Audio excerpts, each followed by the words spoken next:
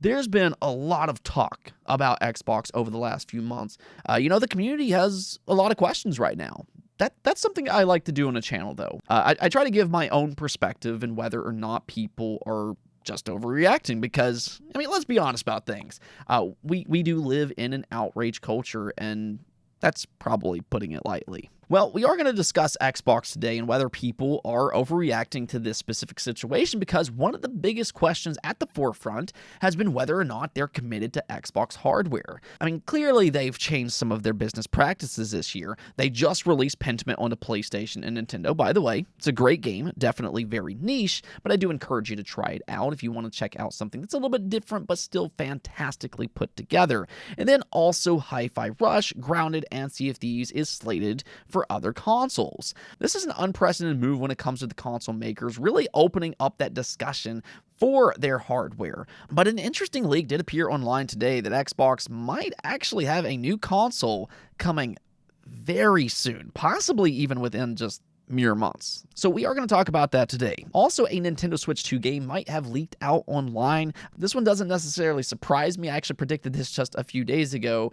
but this could be a major launch title if true. So do make sure to stay tuned for all of that, but let's go and get right into this. So allegedly, Xbox has a new console planned for June of this year, which might indicate an announcement at their June showcase. I believe they did that for their Black Xbox Series S. Correct me if I'm wrong about that. But this is coming from Xputer, and we'll just go and read what they said here. Microsoft is currently working to release a white-colored Xbox Series X with no disc reader. Sources close to Xputer have revealed confidential footage to confirm it to us. This all-digital console is expected to be released sometime between the upcoming months of June and July, but there are chances for a slight delay on that front as well. So this is a very interesting development if true, because this would mean that Xbox is going through with that digital-only Xbox Series X that we saw last year. Now, maybe there's been some slight changes since then, but we first heard about this during the FTC trial, where a lot of their documents leaked out online. This included a new Xbox controller, which I'm actually very interested in that, and then also a digital-only Xbox Series X. Now, at the time of that leak, this was very controversial. There was a lot of concern that Xbox was moving away from physical media. And eventually, Phil Spencer even had to come out and douse the fire by saying a lot of those internal plans have changed since those documents were first made. Now, you can kind of take all of that as you will, but hypothetically, let's just go and say that this rumor is true. Again, we do have to kind of keep in mind that this is only a rumor for the time being. Nothing is confirmed. But because this story has been making the rounds online today, we're going to go and talk about it. And there are some people that likes this idea, and then there's others that just simply don't. To those that don't like this idea, though, I do kind of feel like there has been an overreaction, and let me kind of explain why. So first off, if you're a longtime viewer, you know that I am a supporter of physical media. That's how I buy all of my games. That's how I buy my movies. I like physical media. So why don't I have a problem with this alleged plan? Well, that's because this information kind of lacks context. And, right now I'm kind of assuming that this is an addition and not a subtraction. And what I mean by that is that they're just giving consumers another option. A new digital Xbox Series X doesn't necessarily mean that they're going to phase out the current Series X as it is. Rather, what I think they're doing here is that they're giving a digital-only option at a cheaper price. I mean, I would feel completely different if this was like the Xbox Series X Pro or something like that. But rather, it really just kind of sounds like this is a digital-only Xbox Series X with very minor changes and improvements. You might have an improved network card as an example, but you're not going to get a more powerful machine by going digital only. That's not what's happening here. So this new console, the way it's being designed, it could actually come out at an even cheaper price. It might come out at like $450 or possibly even cheaper than that.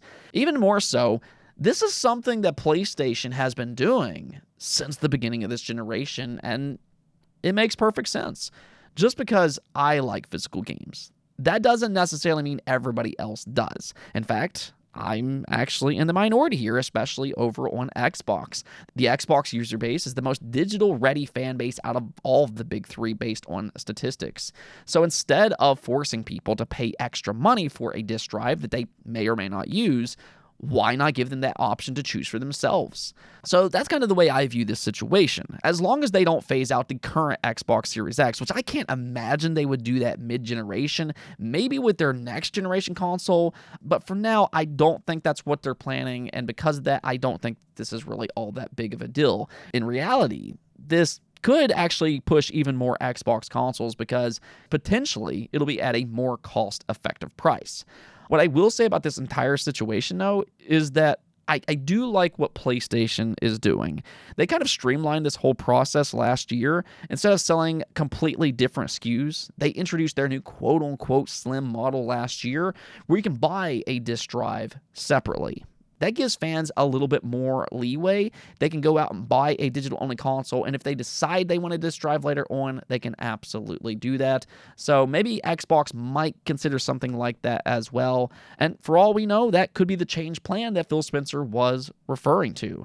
Nonetheless, though, I do currently think that there's been some overreactions to this story online. But let me know what you all think about all of this. Do you like this idea or not? Okay, so let's go and talk about Nintendo and technically Xbox as well, because one of their first Switch 2 games may have just leaked out early, and this is actually an Xbox game, being none other than Hi-Fi Rush. Now, a lot of people were really surprised this week when Hi-Fi Rush was announced for the PlayStation 5, but not the current Switch. I mean, we all saw the data mine files before it was announced. They had a PlayStation cosmetic plan, and then there was also one that looked to be Nintendo related that said Rock Out Anywhere. So what exactly happened here?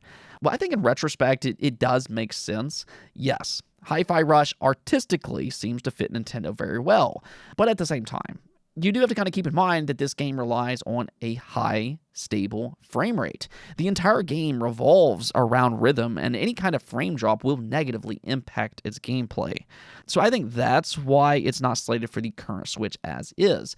But from the sounds of it, it does seem like they still have Nintendo on their mind. This is coming from Insider Gaming and Tom Henderson, a very reliable source, and this is what he had to say.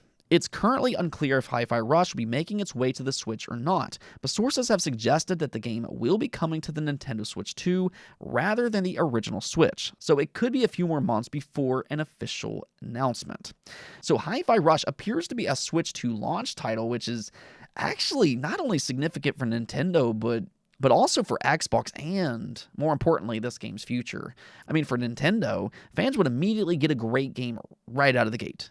As I've said countless times on this channel, I think it's one of the best games this generation. Hi-Fi Rush is incredibly fun. I think it's got a great art style. I like the story, and it's very unique and different. So if the Switch 2 gets this as a launch title, that's huge alone because this is an excellent game. But then, when I look at Xbox and the reason that they're doing all of this in the first place, they suggested that they want to expose this game to an even wider audience. That way, if they make a sequel, it'll be a truly recognizable IP. So hypothetically, if they come out with Hi-Fi Rush 2 as an Xbox exclusive, well, suddenly you're going to have Nintendo and PlayStation fans interested as well. Well, one way to get it a lot of recognition is by launching it side by side with the Switch 2, one of the most anticipated consoles of all time. Not only that, though, but it's also going to have a better opportunity in regions where Xbox struggles, especially in places like Japan. I mean, Nintendo is the king of Japan, so, this move could actually be very beneficial for both Xbox and for Nintendo. Either which way, though, the Switch 2 lineup currently, without any kind of confirmation, is already sounding pretty decent. We've now heard that Persona 3 Reloaded and Hi-Fi Rush might be there at launch, and that's already pretty good, and that's without even knowing their first-party lineup. Speaking of really good, though, we did get an update for Helldivers 2. This game has kind of taken the gaming world by storm over the last couple weeks, and, it just surprised a lot of people by how good it is, but not just fans. It also surprised PlayStation, because they just were not prepared for the amount of success that it's had thus far. To sum up its release, Helldivers is good when you can actually play it. That It's kind of been the problem, though. You just can't always play it because the servers have been overloaded, and they actually had to cap it at 400,000 players. Well, the good news here is things are now improving as they up that number to 700,000 players. Now, the unfortunate part is that they believe this still isn't enough, which, really kind of just shows you how successful this game has been.